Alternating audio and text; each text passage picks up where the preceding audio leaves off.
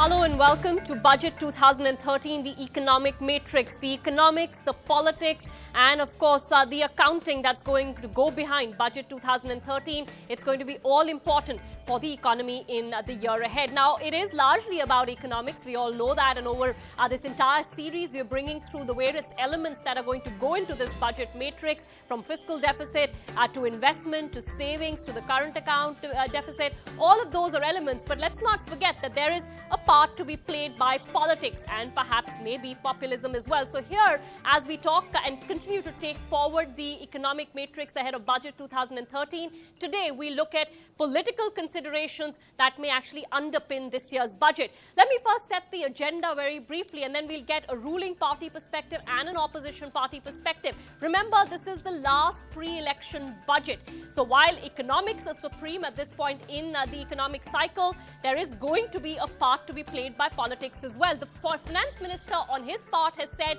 that there is going to be no populism. He has clearly taken the message to investors, saying that it is going to be a responsible budget. But then, of course, there are other issues at play here as well.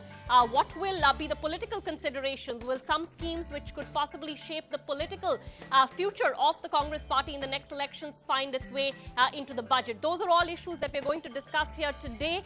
We're going to talk also about the gross budgetary support, whether it will be lower because of fiscal considerations. On the other hand, will we see higher allocations for the food subsidy bill? Will we also see the government pushing its direct benefit transfer scheme as a scheme which is considered to have major political dividends that could accrue to the government if they actually succeed in it? So all of that at play.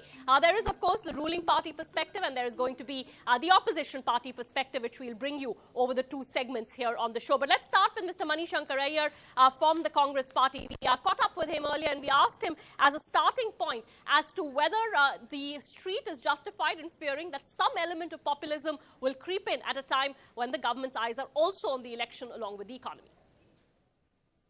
Well, I object to the word populism to deal with issues that deal with the people. I think this hiatus that we have, this dichotomy between the economy as the concern of the rich and populism as the concern of the poor, is the bane of the kind of economic model that we've been evolving over the last 20 years. The people must be involved. And involving the people in the fruits of development costs very, very little money compared to the amount of money that is required to stimulate our laggard industrialists into doing the job which they have chosen to take up upon themselves. The proof of that is that tax concessions have amounted over the last 5 years to over 20 lakh crore rupees. It was 5 lakh crore in the year 2011-12, according to the budget figures of 2012.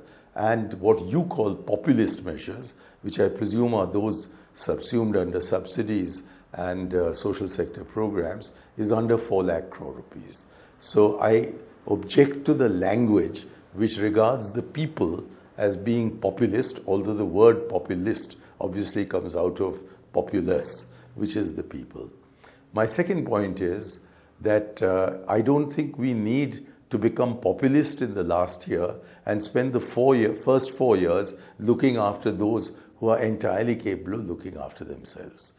The economy certainly requires stimulation because it is from the economy that we get larger and larger monies for the social sector and anti-poverty programs. But when you consider that there has been a 25 times increase in the nominal central budgetary outlays on social sector and anti-poverty programs over the period of economic reforms, but that over exactly that same period, India stagnates on the UN Human Development Index at virtually the same position, which is about 134, it is clear that there is a complete disjunct between outlays and outcomes. And outcomes require the participation of the people.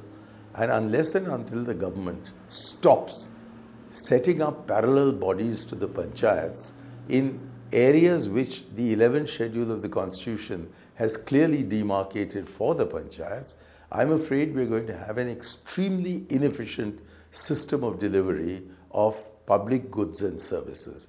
And therefore, I'm much less concerned with what will be the budgetary outlays for these matters than I am with there being a strong emphasis in the finance minister's speech on improving the delivery system by making it panchayat-centric instead of bureaucratic-centric. I might quickly add that I don't actually expect him to do so.